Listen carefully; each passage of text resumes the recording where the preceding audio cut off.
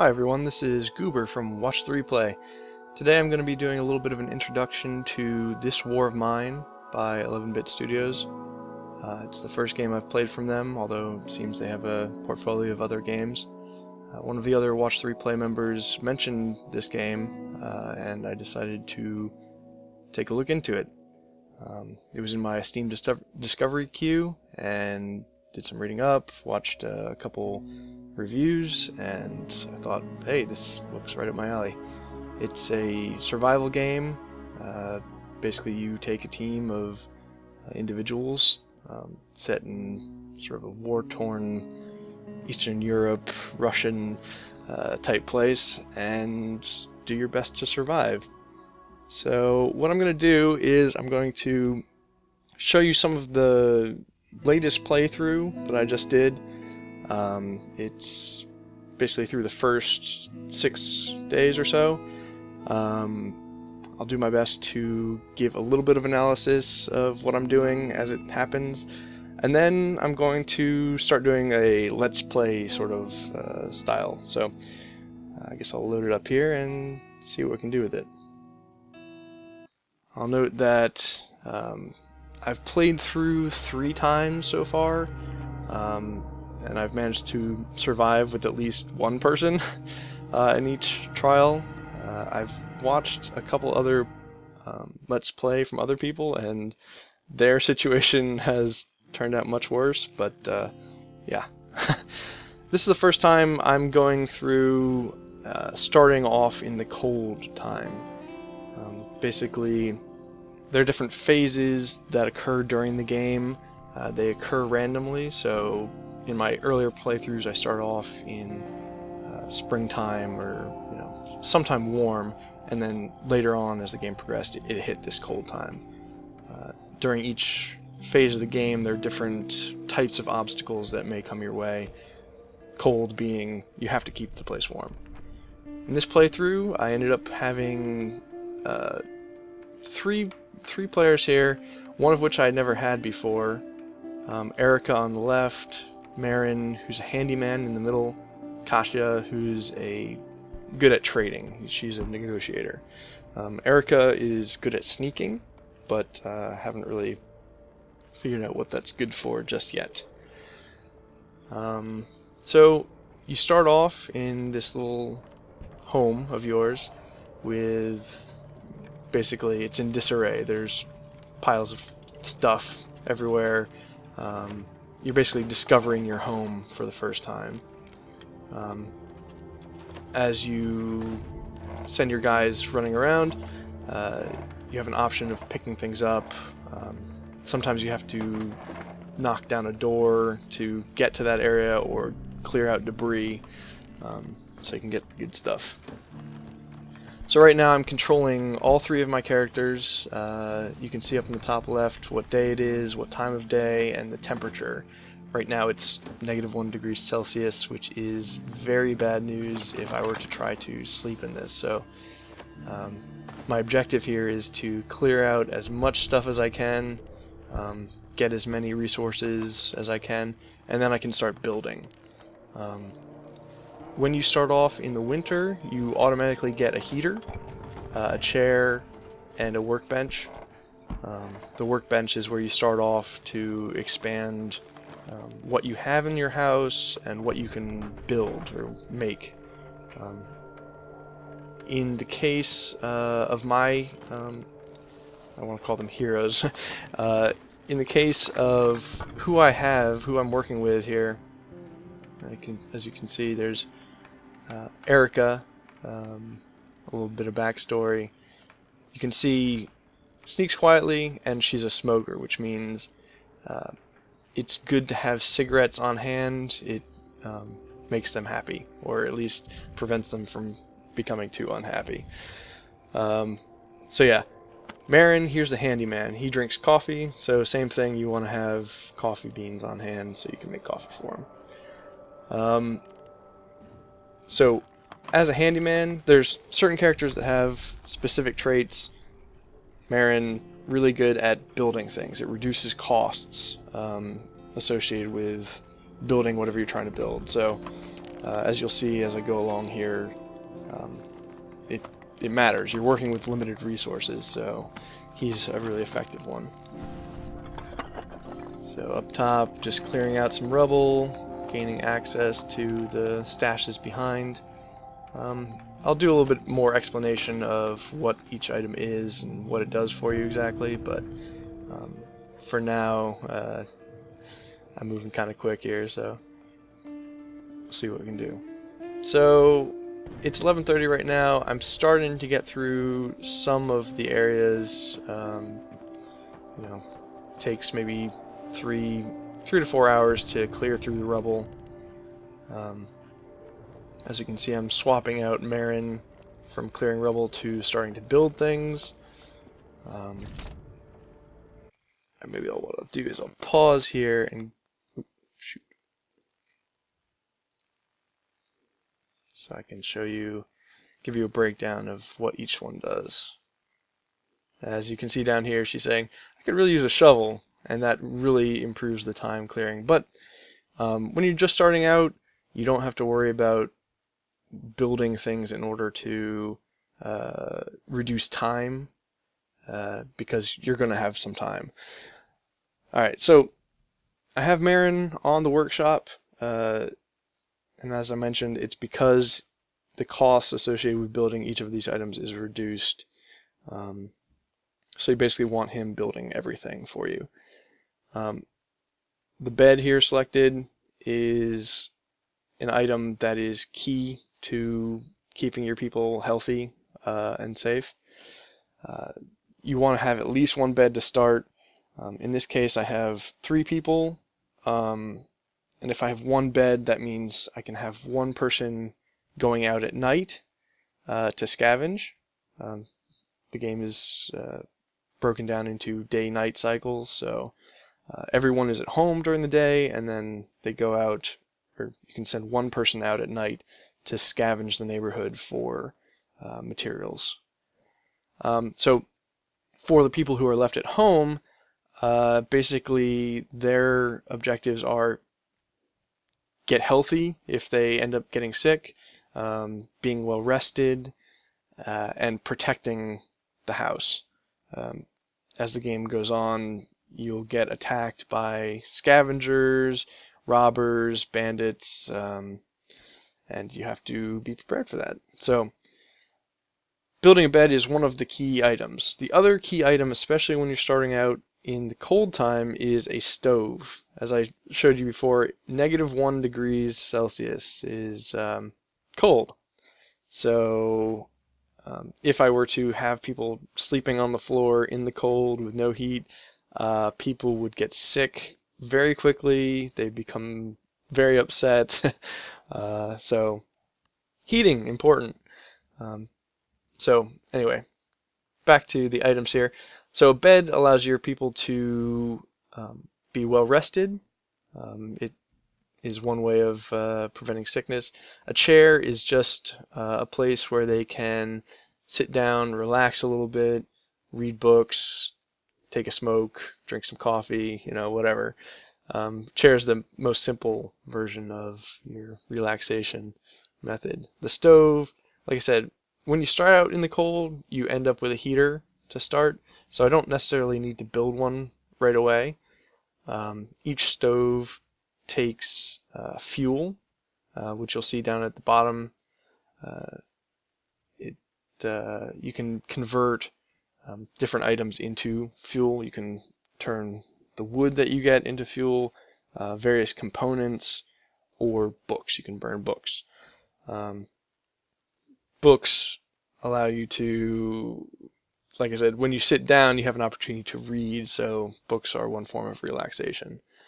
The radio, you'll see up in the top right, that gives you some information about what's happening in the neighborhood, and there's weather reports and news about goings-on.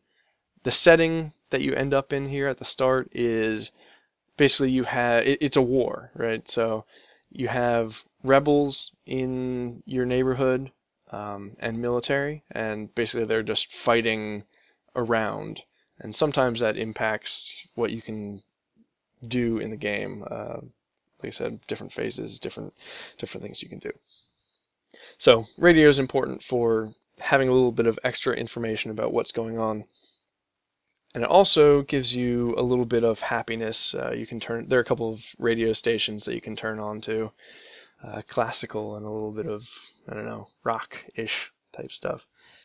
Anyway, I'm not going to build a radio at the start. I'm much more interested in getting the basics covered. So beds, I have the stove already, or the heater already. Stove is under workshop. That allows you to produce food. You'll find raw food around, and sometimes vegetables. To start with a basic stove,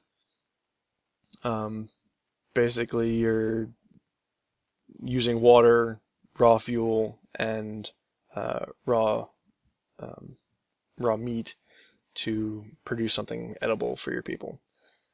I won't bother covering some of the other workshops right now.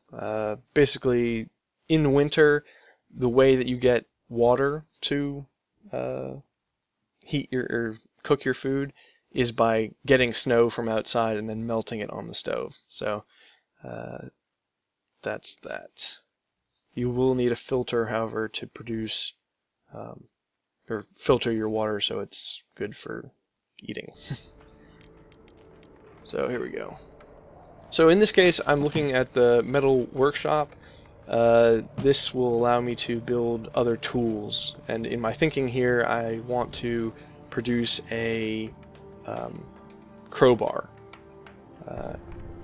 As we look around the house here, there's symbols on the cabinets and doors that looks like a keyhole with a pick. I have a lot of picks. I can use them to open these doors and cabinets, but the strength of the lockpick is it allows you to open things sneakily while you're out scavenging without drawing attention to yourself if there are other people there. So I want to save my lockpicks. Crowbars can open a large number of things, whereas a lockpick just breaks immediately when you use it. So I want to get my crowbar so I can just open up as much as possible. So I just did that. You can see what's going on there. So just prying it open, and I'm back to having Marion figure out what he wants to build. I have my stove, or I don't have my stove. I have my heater. I have my metal workshop, and I'm debating what I need to build next. Really, I have everything that I need. With one heater, alright, so I want to improve my workshop. I'm thinking I really want to upgrade my heater. I'm trying to remember what I need for that. So in this case, I remember that I need to improve my workshop in order to gain access to making a thermometer, which will allow me to upgrade my heater. So I get started on that. And I have my people running around, opening things and digging. So because you only have one crowbar, you can only use one at a time. So while my other girl's running up to the roof, or the top floor, I have my other person breaking down the cabinet there. So with my new and improved workshop, I can build a much larger selection of items. The big ones here, the trap for small animals, and protection for the building. I'll show you that in a minute. So, crowbarring down the door, getting people into position.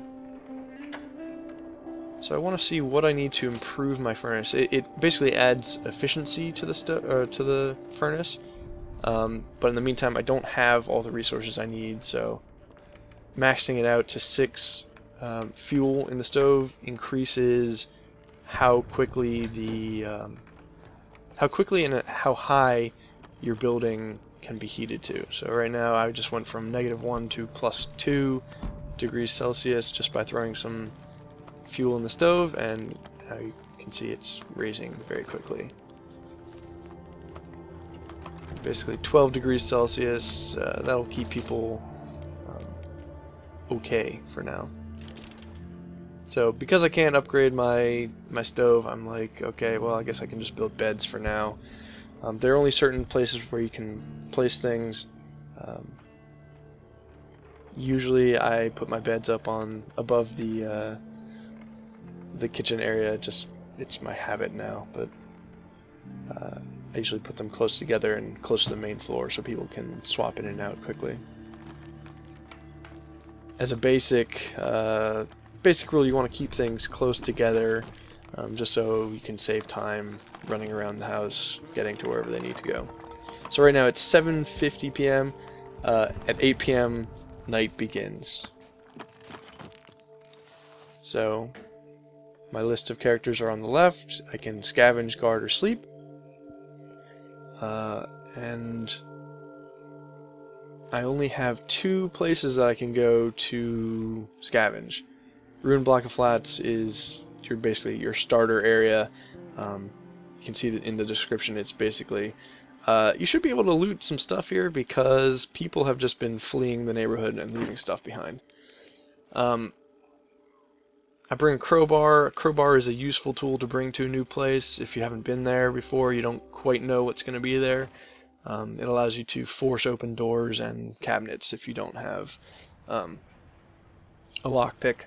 And I remember, excuse me, from my first playthrough that there's nobody here. I already know that. But when you're playing through, it pays to be a little bit cautious and bring things along that you think might be useful. Crowbars, lockpicks, and saw blades later on, but we'll see the need for that in a moment. So, going through this slightly burning down house, and this message here is basically, it gives you a good idea about the tone of the game. You know, a baby carriage, maybe not needed anymore. So anyway, continue looting. I try to be as selective as possible early on as far as what items I get. There's some things that are really important to gather early on, basically your basic materials, wood and components. So that's mainly what I'm looking for. Food also. I don't start out with a whole lot of food, so gathering that can be a priority. There's some other things like the electrical components down the right hand side of my backpack, which I'm collecting here. That allows me to build the more advanced pieces of machinery, such as my upgraded heater, which is what I'm looking to make at this point. It's cold. I don't want to burn through my fuel that quickly, so that's a priority for me. So there's a lot of material here, but as you can see, Kasha has 12 slots to use. My other 2 people had 10, which is why I'm bringing Kasha.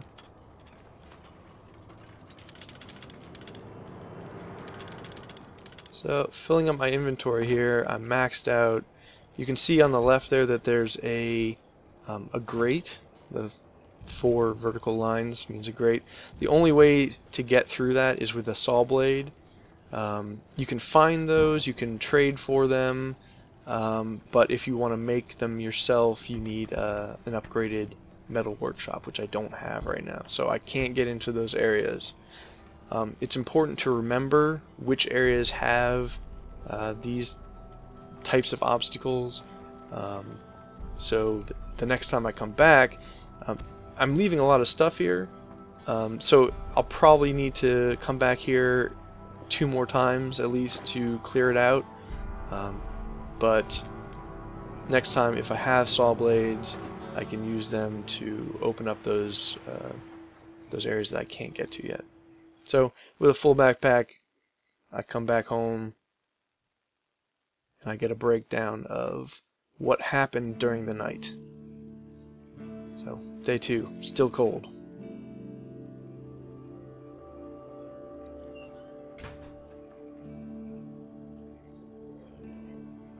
Typically, as far as I can tell, you want to bring back a full backpack every time. Alright, so when I come back, I learned that Marin, my handyman, is sick. He slept poorly. I didn't finish the bed. Probably if I had started that a little bit earlier, I could have finished the bed, had him sleeping, and he'd be okay. But in this case, didn't do it. He's now a little bit sick. If you don't treat sickness, if you don't either put him on medication or basically dedicate him to a bed for the day and the next night, he may stay slightly sick, or his condition might get worse, which means more medication that you'll need to spend on him, and he has the potential to ultimately die from sickness, so that's a bad thing. So with my new resources here, I got some more gears, I got some electrical components, so I can improve my workshop again, which will allow me to build a thermometer. I don't know if I'm going to have the number of basic components to complete my upgraded furnace here, but I'll be well on my way, and the next time I go out, hopefully I'll be able to get enough resources to do it. As you can see, we have people complaining that they're a little bit tired and they wish that they could go to sleep, but there's still work to be done, so no sleep for you yet. Here's my thermoregulator, which is the component I need to improve my stove. It's also a part of improving, we're building a distiller. Basically, you can make moonshine, and you can distill that into pure alcohol. Yes, a good night's sleep is very good. So you can see there, I got a gem there that's a fairly useful trading item. Sometimes a guy will come to the house looking to barter, and in certain other areas you can find people who are looking to trade. You know, everyone is in the same sort of situation here. You know, everybody needs different types of items to complete their objectives. So it's important to pay attention to what people actually want. They have higher value that way. So as I'm looting here, I'm still not done getting everything out of my house. I think I either just finished or I'm getting really close. And that's one of your key objectives to start. Discover everything in your house. So boarding up, you can unlock that with the second level of your workshop. For me, from my experience so far, beds and boarding up are two of the most important things that you can do. Boarding up prevents raids. Raids can occur, you know, you have different scavengers or bandits coming along. The more controlled your environment is, the less likely that your people will get hurt, the less likely that you'll lose your items. If you don't have people on guard, if you don't have protections, if you don't have weapons to defend yourself, then it's likely that someone's going to come into your house and take a lot of your stuff, which is really bad. You want to prevent that at all costs. So for me, when I have wood available, I try to upgrade the defenses as much as possible, as quickly as possible. So I did a little bit of math earlier to make sure I had the right number of components, and so I'm using up everything I have to create two sets of boards. Kasha is tired. You can sleep for about 4 hours during the day to get rid of the tired element. If you don't do that, you'll go from tired to very tired, and your people will start moving slower, and start getting depressed, getting sick, etc. So Kashi slept for 4 hours, and now she's okay. Now another general priority is food, like I said, but early on when you start, you can usually go a couple days without eating, so being hungry for a couple days, not a big deal, they'll manage. Although it does, I think, reduce your, or increase your susceptibility to sickness. But in this case, I had some meds, he's slightly sick, he's on meds, and I'm sending him to bed to rest. People still want beds though, because beds are nice. But I have 2, so at least when I leave tonight, the general rule is have enough for everyone who's going to stay at home, but that usually means that you have 1 out. So I have 3 people, 2 beds, that's ideal. Because every night, as long as it's possible, you want to send somebody out to scavenge. There's always something that you can get one way or another, whether it's through trade or just by straight scavenging. In my earlier playthroughs of this game, I took a sort of... I tried to be moral about my decisions. Like, I wanted to play it the way that I, aspired to play, to live it out, but... you ultimately have to make some tough decisions, which is what this game is all about. So, in this case, Kasha again going out with her 12 slots, 2 people who slept, or 1 other person who slept poorly. Usually I'd want her to sleep, but can't do it. I want Marin to stay in bed because he's sick, so. Sending out Kasha back to the ruins, because I know that I left a lot of components and wood here, which is what I need to make the advancements that I want at home. Coffee beans and sugar and cigarettes, not that important to me right now. It's important to grab exactly what you need, using your backpack space effectively here.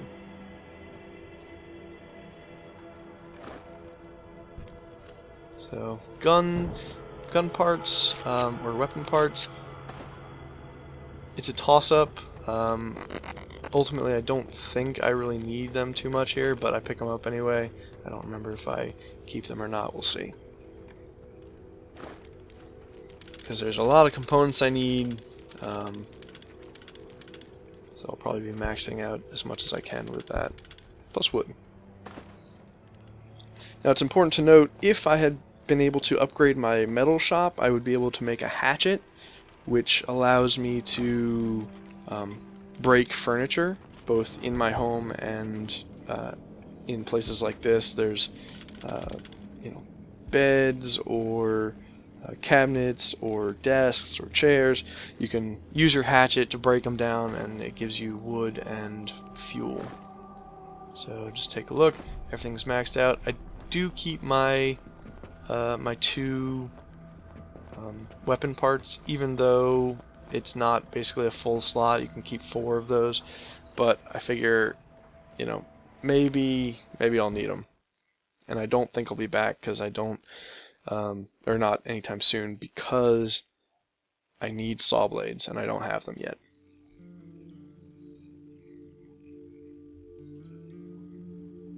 Weapon parts you can use to make saw blades, which is the other part of it. So another full backpack, back home again, and Marin's sick again. As you can see, the temperature is 8 degrees Celsius. It's not ideal, so it's still kind of cold. Actually, he went straight from slightly sick on meds to sick, which was surprising to me, but I guess that happens. And you get a little bit of backstory as the days go on about people.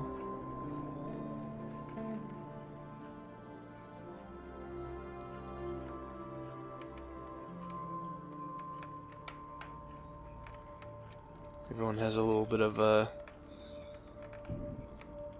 little story about how they got into this situation, what was happening beforehand. So as you can see, my furnace was at 4 fuel. I want to have it at 6 in order to keep the temperature up. And ideally, in the winter, you want to have actually 2 stoves. So I think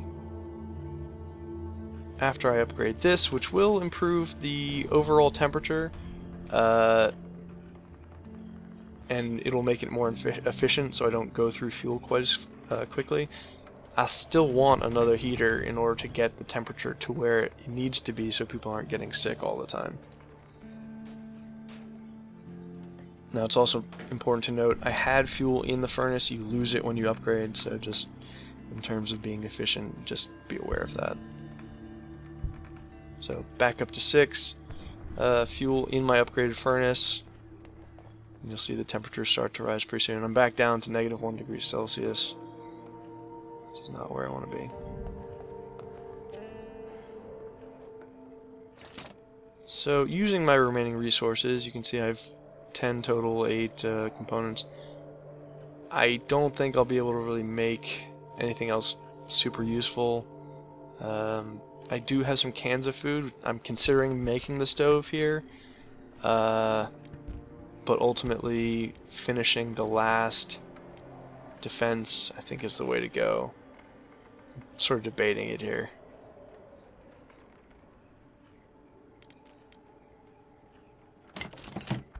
So off he goes, using Marin every time.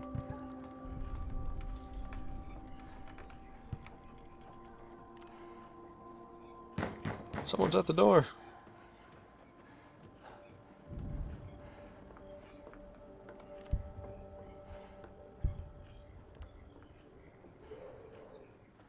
So I know from, looting my house, I only have a few items that are really useful to trade here, but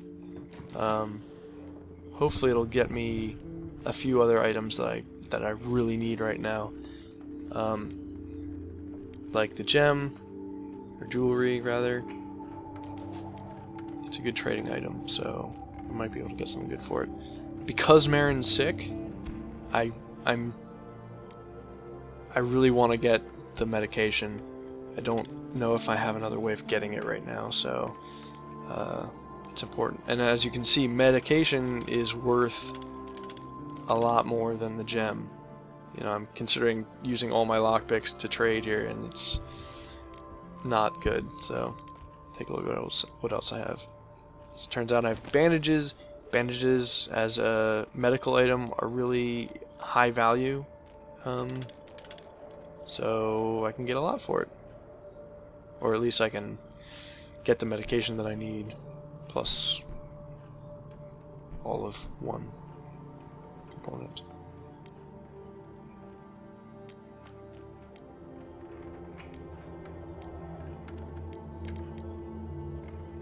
Eventually I'll sort out what I'm doing here. So I can trade both my bandages.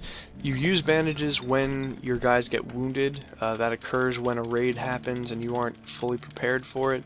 It also happens when you go out and you get into conflict with other people. Which, you want to avoid as much as possible. The other thing I do here is I notice that I'm trading with Marin, who's the handyman, when I have Kasha laying in bed. Kasha has bargaining skills. You can get a lot more stuff for your materials if you use Kasha in your trades. So whenever possible, when you're dealing with Franco here at the door, you use your bargaining skills.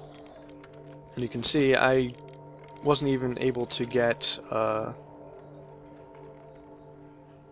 whole lot more than this, but with one bandage and the gem for the medication, I can get a lot more for my items. Throw that other bandage on there. Max it out. It's still a generous deal. So I might have to actually do 2 separate trades here in order to get the most for what I'm trading.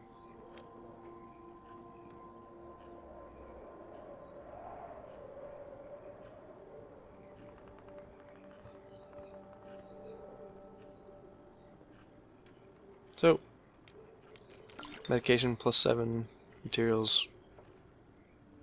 I'd say that's a good trade. So, Marin being sick, send him to the meds while I complete the other trades. Normally I'd like to have bandages on hand in case I do get into trouble, but it's early enough that I think I can avoid getting hurt. Seriously, anyway.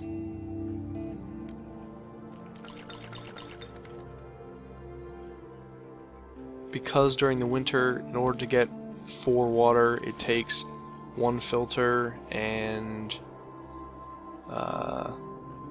fuel and snow. Usually I like to pick up water when I can. So for 1 bandage I get a lot of components, so something to consider when you're starting out in the cold. Just maximizing what you can get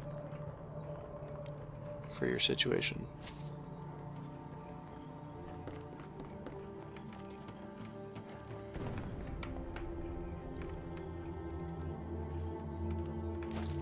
So just double check, you know, all of my really valuable items I've already gotten rid of. Canned food is also a good trading item, but in my case, when I don't have a stove up yet, I don't have vegetables, which you can combine with raw food and water and fuel to make multiple food for your people. I really want to consider keeping my canned food to keeping people from starving to death.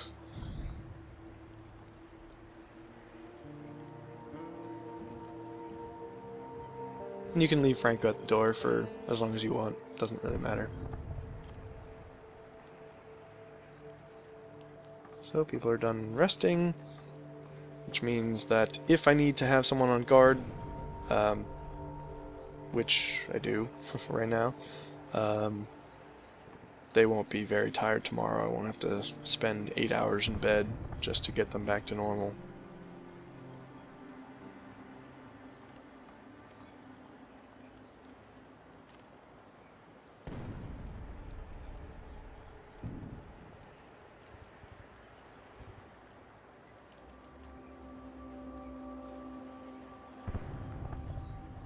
So, right now we're coming up at the end of day 3. I have enough basic resources to keep my people fed. I have 3 canned food, I have 3 people.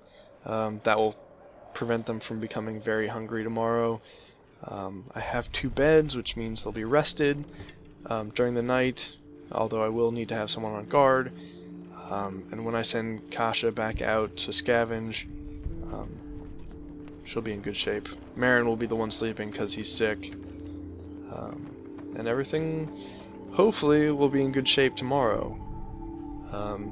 Every day is a little bit of a struggle in this game. You have to be aware of what your people need. And there are basically notifications. You can see what people are wanting. As you can see, it says, "It's kind of chilly inside. I wish it were warmer." And I noticed that it could have been 6, but so it goes. So tomorrow we will visit the Decrepit Squat. I'll show you that. But for now, I'll check you later.